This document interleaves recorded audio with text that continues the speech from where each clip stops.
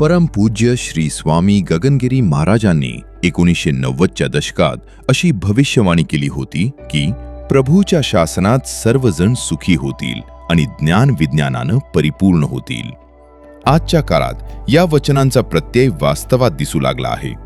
विज्ञान आणि तंत्रज्ञानातील प्रगतीमुळे माणसाचे जीवन अधिक सोयीस्कर झाले आहे. इंटरनेट, डिजिटल शिक्षण आणि आधुनिक आरोग्य सेवा यामुळे ज्ञान सर्वसामान्यांपर्यंत पोहोचत आहे. इस्रो सारख्या संस्थांनी अंतराळ संशोधनात मोठी प्रगती करून देशाला नवे स्थान मिळवून दिले, तर वैद्यकीय क्षेत्रात नवीन उपचार पद्धतींमुळे अनेक रोगांवर मात करणं शक्य झाले आहे. प्रभूचे शासन याचा खरा अर्थ केवळ बाह्य व्यवस्था नसून अंतर्मनातील शांती, सदाचार आणि आत्मिक संतुलन असा आहे.